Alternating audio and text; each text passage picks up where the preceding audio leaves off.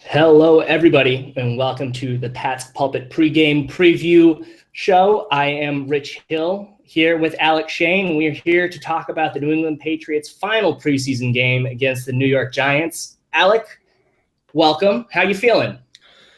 I'm all right, buddy. I'm all right. I don't know what to say about myself. I'm actually out of, you might notice the background behind me isn't the usual Teddy Bruschi picture that I've been doing. I'm actually up in New Hampshire right now. It's kind of Labor Day weekend, getting an early start to my long weekend, my holiday weekend. And instead of being out enjoying the mountains and the weather and it's the fun things to do in New Hampshire, I'm here talking to you about a Week 4 preseason game with the New York Giants, which does not bode well for my overall mental capacity. But you know what? That's my problem, not yours. Hey, well, at least you get like the fresh air because I know you're in New York usually. So this has got to be a nice little change of pace for you. I mean, it would be if I was outside enjoying it instead of inside getting ready to watch a preseason game that means nothing. But you know what? What can you do? Again, I'm already way too far gone. I've established that, so you just got to deal with it. Yeah, and there are some things happening today. We know for a fact that Tom Brady is expected to start the game. That's pretty big news. I believe this is the first time he's playing in the fourth preseason game since 2011. So it's been a long time. This is not something that he normally does. I do think that this is an important development for him. I think that, I mean, he's, 16 years in the league. He's good. He knows what he's doing, but getting that live action is something that he considers to be very, very important. I appreciate the head coaching staff being like, got to humor him a little bit. He's not going to play until week 5. He needs to work on as much football things as he can before he's not allowed back in our building. So, Alec, what are your thoughts on Brady playing in this fourth preseason game against a bunch of scrubs from the Giants? Yeah, I know there are some folks who aren't too happy about it. They wouldn't mind seeing Brady sick, what if he gets hurt and whatnot. And honestly, who's going to be playing on the Giants that's even worth Brady's time? But it's really not about the quality of opponent. I think at this point, you're right. I mean, once this game's over, he's not going to see football again until October. And that's a long time to be completely away from Gillette Stadium, away from all the players and all the coaches. And so it's all about getting those extra reps in, just having some snaps, making some passes, and just doing what he has to do. This is a very weird preseason. It always has been. This is just a different way of doing things this year with the Patriots because of Garoppolo's situation. Jimmy G is not going to play at all tonight, so probably a little bit of Brady, then a whole lot of Brissett going forward. So I don't, I'm not going to take too much out of it. I think if Brady just needs it, he requested it, and they're going to give it to him. Yeah, no, I think that's interesting too, because who is he really going to be working with? Let's be serious here. I doubt that they're going to risk anyone. Robert Gronkowski is probably not going to play. I believe that Julian Edelman is not going to play either. Maybe they'll put LeGarrette Blount out there. I can't see them putting Chris Hogan out there just because he's been so vital to this passing attack. I wouldn't be surprised if they held him out as well because he's kind of their only really healthy wide receiver that they got. And so maybe they'll put Tom Brady in there with the first-team offensive line, but do you really want to risk them too much? So I think it's less about who he's going to be playing with and more who I guess just his own personal mental reps that he needs. He needs to be out there facing the live heat in the face. So I'm excited for Tom Brady to be out there. Hopefully it's nothing more than one drive. I do think that it's better. If he's out there for a second drive, so be it. But he should not be out there any longer than he has to be. He should never have to face – once the Giants bench the first-team defense that they put out there, which is likely their third-team defense in the first place, once those guys start going, there should not be a single play with Tom Brady on the field. No, I agree. I think the big question in the week 4 of the preseason isn't so much who's not playing versus who is. The guys that are playing today, besides the offensive line, as you mentioned, especially the guys that are playing deep in the second, third, and fourth quarter, are the guys who are really fighting for those last couple of roster spots. So the guys that aren't going to see the field much today are probably locks at this point, but there's probably still a small handful of positional battles that we should talk about, these kind of last handful of guys who are looking to fight out those last couple of roster spots, because there are some guys on the field right now probably seeing some decent time that are not locks by any means, but probably could be contributors if they can make the final 53. So who are some guys you're going to pay attention to tonight, Rich, and whether they're seeing the field, how long they're seeing the field, and what the battles are going to be? No, absolutely. I think that for me, what I would definitely want to be looking at is we can start with the running back position. We know that LeGarrette Blount's probably going to make the team. He really established himself over the past couple of weeks as finding his groove. He looked a lot better than he did at any point really last year. He looked very, very rejuvenated in a sense. So I think that what we will be looking for at the running back position is, as you said, people that are playing versus the people that aren't. I think it was WEEI's Chris Price made a note that the last players that were on the squad that did not participate in this fourth preseason game and did not make the final roster was Ryan Mallett, who was traded to the Houston Texans. So essentially, if someone is not playing and is currently on the roster, they're pretty much a roster lock. So the players that are on the field are definitely competing for the last couple of places on this team. So starting with the running back spot, I know that I'll be looking at the competition between Tyler Gaffney and DJ Foster. I don't think that the competition specifically is apple versus apple here. You know, we have Tyler Gaffney, who's 6 foot, 225 pounds. He's a big bruising guy. The Patriots like him as a 3-down back. They like the fact that he can grind between the tackles. He can help with the pass block, even though he's a little bit raw. He can catch the ball out of the backfield, and he contributes on special teams. So the coaching staff really likes that. I personally think that he has the inside edge on that 4th running back position. I agree with you. DJ Foster. Yeah, DJ Foster, on the other hand, maybe you can talk a little bit about him. He's smaller. He's shiftier. I think that he's more in competition to be the backup to James White over the first few weeks of the season. Perhaps this is his chance to really show that he is worth enough that the Patriots can't risk losing him. I think that this is what this game means for Foster, is that he's fighting to be this year's Chris Harper, essentially, is that he needs to prove that he's a player that the Patriots can't trust will make it through waivers and onto the practice squad. He's someone that the team will have to stash, maybe give him a redshirt year on the active roster, but he's someone that they can't risk losing. Yeah, we talked about this a bit on the podcast earlier this week, Tyler Gaffney versus DJ Foster. And I was the opinion that Foster's a very tough cut. He's a tough guy to lose. But as of this point, he hasn't really shown anything as a rusher. He's caught a couple of passes, had some nice moves out of the backfield as a receiver, as a receiving back. But he really hasn't done much as a runner. And if Blunt goes down, and he is an injury risk, there's really nobody to back up the LeGarrette Blunt mold style of running back. And I think Gaffney is that guy. He does have the inside edge. But that makes it sound to me, though, Rich, that there's a chance, at least in your opinion, that the Patriots are going to keep both Gaffney and Foster. Is that true? You think it's a possibility? Yeah, you know, it's going to be like the Dumb and Dumber things. You're saying there's a chance. So I think that DJ Foster, they like him a lot. They gave him a lot of guaranteed money out of college. They really like his versatility. They appreciate the fact that he was such a team player in his final year in college that he was willing to forego his best position on the team as a running back and move into the slot. So I think that they really like what he brings to the team. It's just a matter of him proving that he deserves that final spot. And I mean, there is going to be some flexibility with this roster build. I mean, Tom Brady's going to be suspended, so he doesn't count against the final roster. You got a whole bunch of injured players at wide receiver, so why not add a running back that has experience at wide receiver and DJ Foster?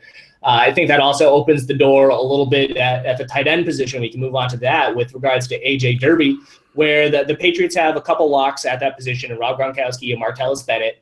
But there's this huge competition right now between A.J. Derby and Clay Harbor. And over the first 2 weeks of the preseason, A.J. Derby was heads and shoulders better than Clay Harbor. But last week, A.J. Derby didn't do much against the Panthers, while Clay Harbor showed a lot as a blocker. And when you're the Patriots, that's the type of the little things that you have to do in order to succeed, because the Patriots already have two very, very good receiving tight ends in Gronkowski and Martellus Bennett. So they might end up just saying, you know what, Derby, we think you're extraordinarily talented, but Harbor's a better blocker. But on that note, if all of these other wide receivers are injured, that might open the door for another player to make the team.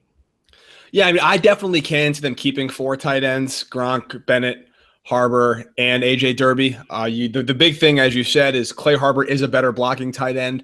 And I think a lot of that hinges on how the coaching staff thinks Jimmy Garoppolo is going to do during those first 4 weeks. If you are struggling as a passer, if you're not getting your reads down, if you're scrambling around a lot, if you're being apprehensive in the pocket, you're going to want a blocking tight end in there to take some of the pressure off. And that's something where Harbor has the inside edge. But I think as a receiving tight end, Derby does have the edge there. However, like you said, they have Gronk, they have Bennett. How much do you need another receiving tight end? But again, to go back on the flip side, I feel that Garoppolo and A.J. Derby have connected pretty well this preseason. They seem to be on the same page, some good chemistry, and you got to factor that in. So it's a lot of really weird kind of if this, then that, or either or scenarios. The coach is going to have to pretty much take a guess and say, you know what, based on what we have right now, we're going to keep this tight end because of this. And I guess it really depends how they prioritize those choices. Yeah, and that trickles over to the wide receiver position as well, because we can run through the roster locks there. I mean, Julian Edelman's a roster lock. Chris Hogan's a roster lock. Malcolm Mitchell's a roster lock. Danny Amendola, I would consider a roster lock, but there's still the potential that the Patriots put him on the physically unable to perform list. They have to do that by 4 p.m. this Saturday. That is the deadline. So there is still a chance that he will not make the opening day roster and will instead be activated in the middle of the season. So depending on what happens to Amendola, that could open up another wide receiver spot. I mean, I think that Keyshawn Martin has a really good chance of making the team. I think that the coaching staff really like him. They gave him a $600,000 guarantee when they signed him to an extension in January. That's a lot of money. That's more guaranteed money that they gave to Terrence Knighton, and everyone was surprised that they let him go. So I think that shock should apply if they release Keyshawn Martin as well. They like the fact that he can back up both Julian Edelman and Danny Amendola. He brings a lot of versatility to that offense. But then you got to run down the line, too. You have Aaron Dobson out there, DeAndre Carter, Chris Harper. They have a lot of players that really deserve some time. So for me, what I'll be looking for specifically over this game against the Giants is the performance from all of those skill players that we mentioned. Whether it's, I think that Gaffney is going to be a lock to make the roster, but DJ Foster, Dobson, Harper, I guess Keyshawn Martin as well, DeAndre Carter, AJ Derby, and Clay Harbor. Those are all the players that are really going to have to step up, because I think the Patriots can only manage to retain 2 or 3 of those guys as they move forward. So someone is going to have to step up, and I think that this will be their big opportunity to show that they deserve to make the final squad. Yeah, let's talk about Dobson a bit right now, because it came out from Albert Breer earlier this week that the Patriots were actively shopping Aaron Dobson as a potential trade. I'm not sure if anyone bid on it, but he was on the trading block, which means they're obviously not married to him being on the roster come this time next week or later. It might bode well for Danny Amendola, his health, that they're doing this for him. But Dobson's been good. He hasn't been great, but I think he's had a typical Dobson preseason, a lot of promise, and he's going to probably fizzle out.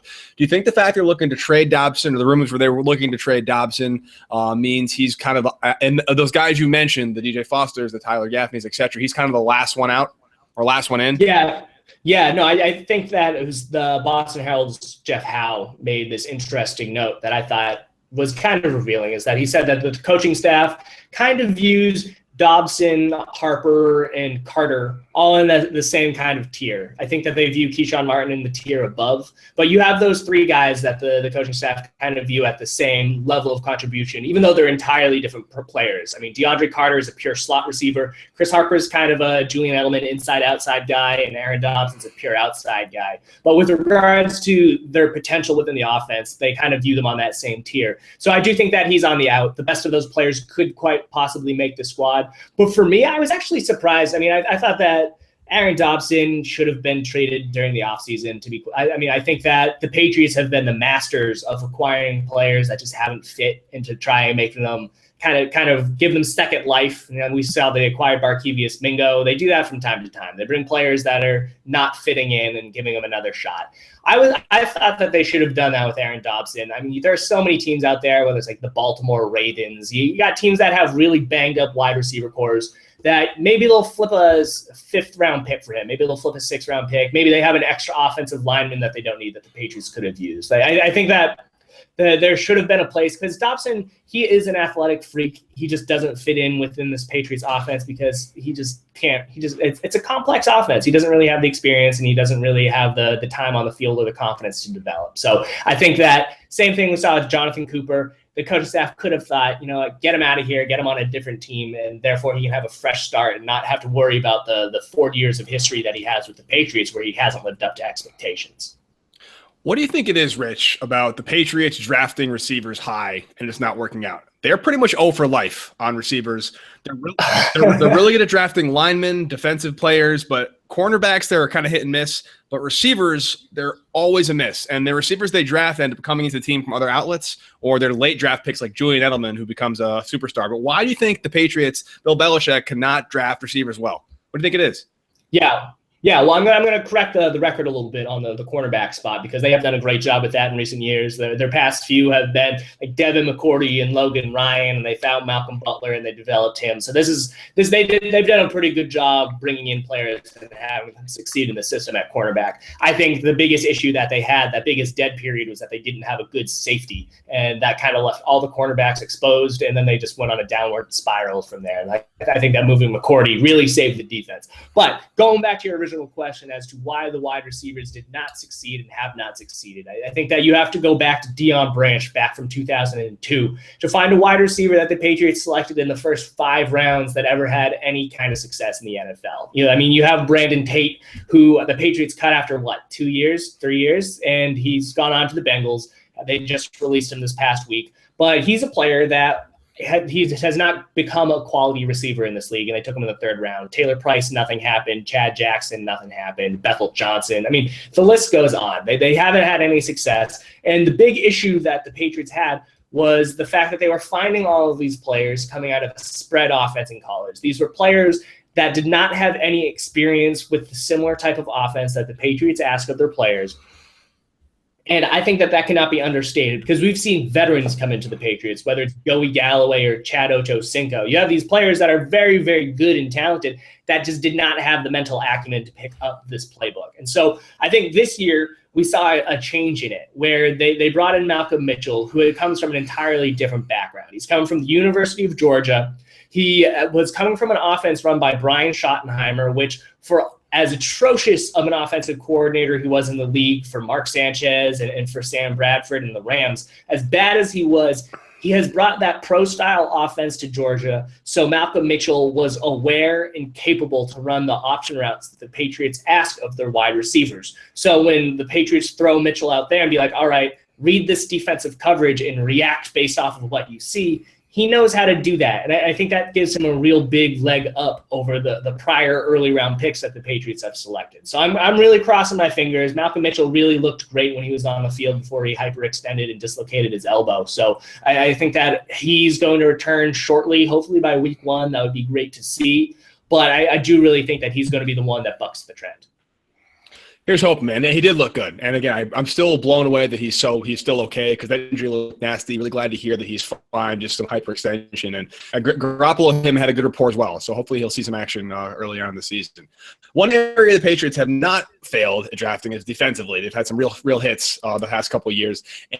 And another place I'm looking forward to seeing tonight in terms of who's on the field, who isn't, is along the defensive line, particularly the interior defensive line. I think there's a lot of guys right there behind Alan Branch and Malcolm Brown that are going to be kind of fighting for maybe 1 or 2 spots. So let's talk about some of the interior defensive linemen, some of the edge rushers, and who's going to make the team here, who's not, who you expect to see around, who you expect to see on the roster come September.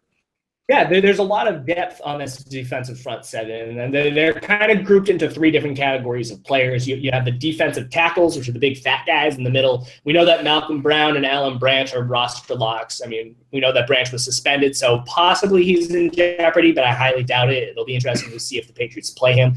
And then you have Vincent Valentine, who was a 3rd-round pick. He's definitely going to make the team. There's no risk there. And behind them, I believe there's just 3 players left. There's actually 4. There are 4 players left. You have Anthony Johnson and Marcus Kuhn, who are entirely different players, but they both have a real chance of making the roster. Marcus Kuhn he's come over from the Giants. I believe he's roughly 30 years old, but he's super athletic. Played horribly for the Giants. We can't cover that up. He played really, really badly, but the Patriots think that they can kind of train him on the technique so he is able and capable to contribute. He has looked good this preseason, so that's definitely something to monitor. Then you have Anthony Johnson, who has stepped in as the sub-rusher role, where that's where Dominique Easley really thrived over the past couple of years, is on passing downs. They put him on the middle of the field, and he just attacks the centers and the guards, and he makes it a living nightmare for the opposing quarterbacks. And so you have those guys. Beyond them, you have Joe Villano, good old Joe Villano. He's been around the team since 2013 or so. He's on and off the roster.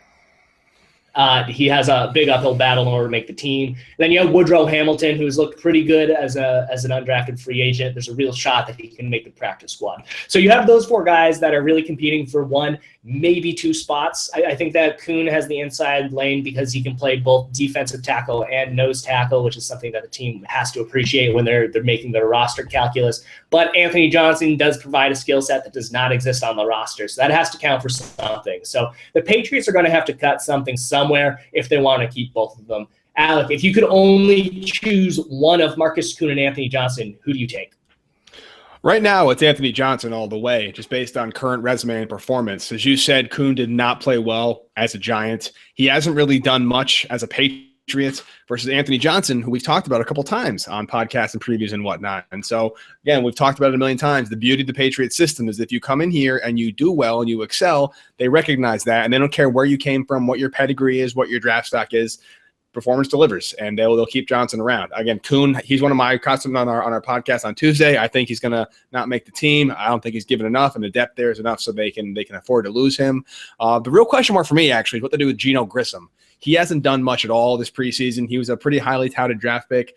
His biggest claim to fame so far as a Patriot was muffing a punt coverage that led to a blocked punt against the Eagles, and it's been pretty much a ghost this preseason. However, it's only his second year, so I don't know if they're gonna punt on him just yet. What are your thoughts on Yes, yikes.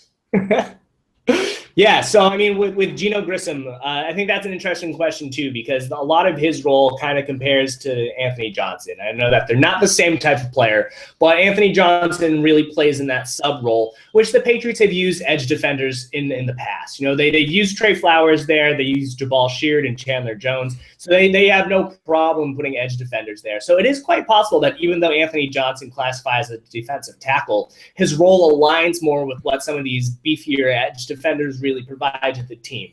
And I do agree. I think that there is a huge question with what they do with Geno Grissom. He was a third-round pick last year, and it's not that it would be unprecedented if he cut him this early, because they've done that with the likes of Taylor Price. But at least Taylor Price made the roster for the start of the second season. So I think it's more like Kevin O'Connell was the last third-round pick that they cut after 1 year. So, I mean, I would be very, very surprised if they cut him this early on, just because he has been playing with that second team spot. They have been grooming him behind Chris Long, and specifically Chris Long has taken him Grissom under his wing and has been kind of feeding him. So I think that they gave Grissom one more year to kind of pull it all together and see if he makes it happen.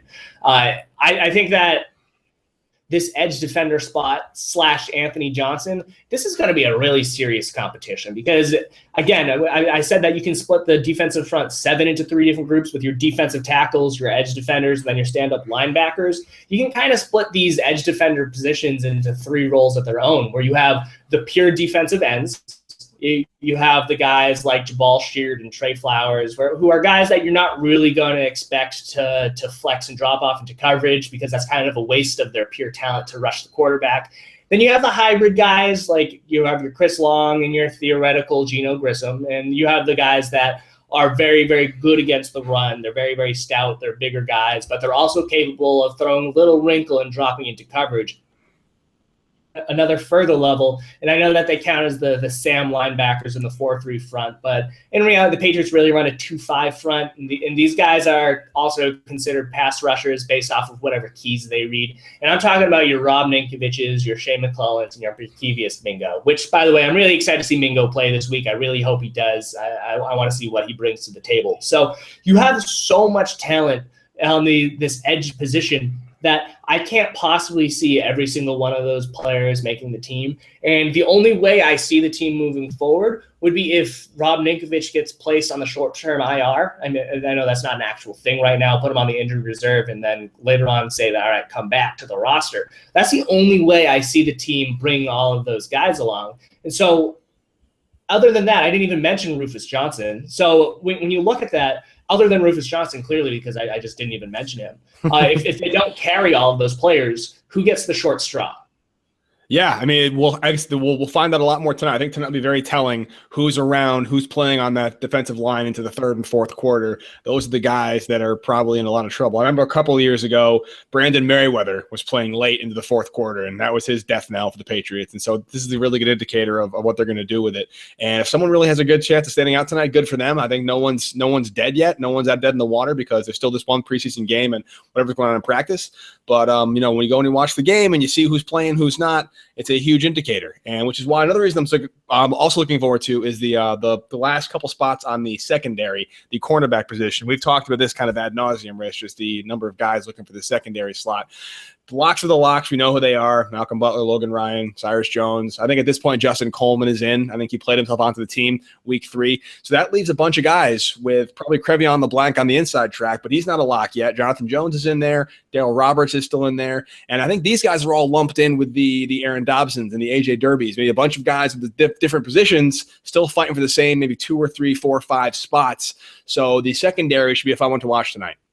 I definitely agree. And over the weeks, we've seen LeBlanc come really into his own. The Patriots specifically last week tested him against that first-team Panthers offense just to see what he brought to the table, see if he could acclimate and really perform. And I thought he did well. He kind of fell apart at the end of the game when they were playing prevent defense. But again, I don't really put too much blame on him for that. I just think it was him testing the waters, and that's what the preseason game really is about learning what your limits are. And I think that this is a good example for the coaching staff to look at and be like, all right, when we have LeBlanc on the field, we can't ask him to do X. And I think that actually is an important thing because you have these 3 guys that we've been talking about, whether it's LeBlanc, Jonathan Jones, and Darryl Roberts. And as you said, they're all different players. You have Jonathan Jones, who's not a very quick guy, but he's blazing fast. You know, when I say quickness, he doesn't really have that short area quickness, but he has really, really good sense of the ball. He runs like a 4.38 40-yard dash. He's super fast. So he's going to be a very big contributor on special teams.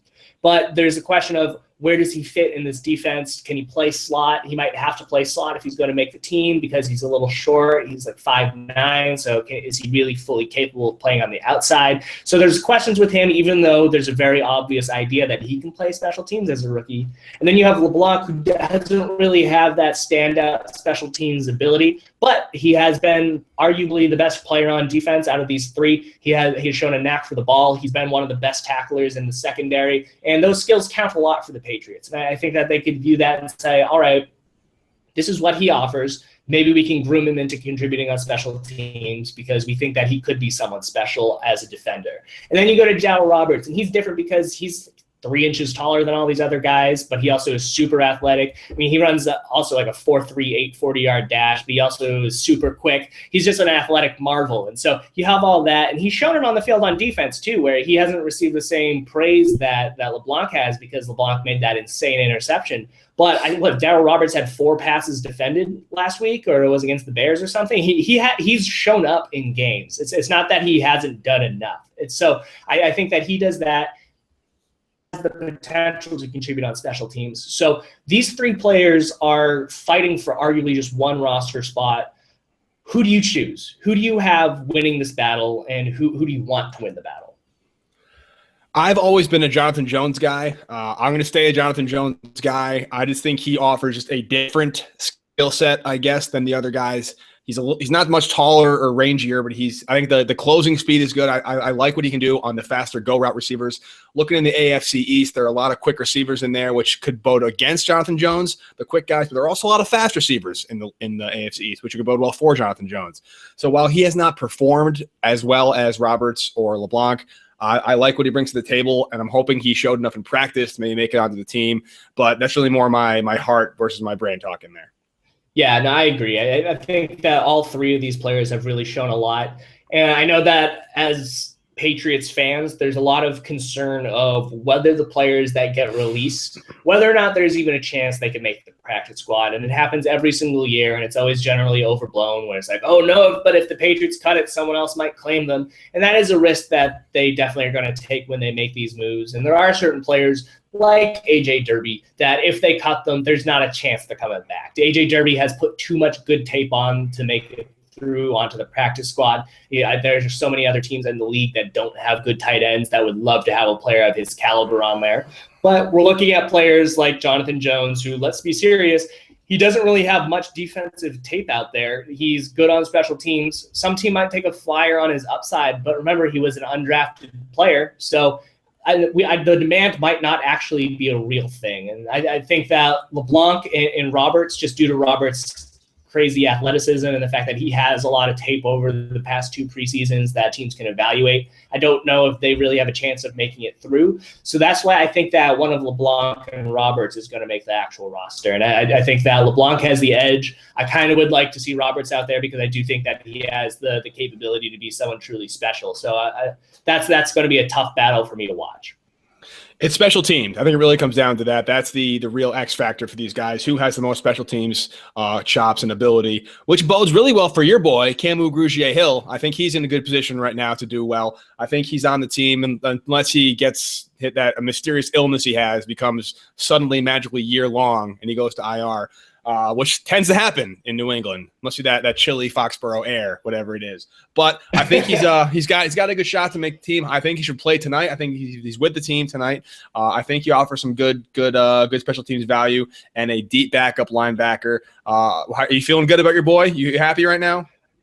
I am. I think that Belichick has hyped him up enough this preseason that there's not really too much of a chance that he could slip through. And I think that they like his special teams ability. They believe that he's a good fit for the modern day NFL with regards to his availability on second and third downs and passing situations. So I think he does have a spot on this roster, which kind of makes it a short issue for Landon Roberts, who I also really, really love. I think that Landon Roberts, 6th-round rookie out of the University of Houston, really, really great player.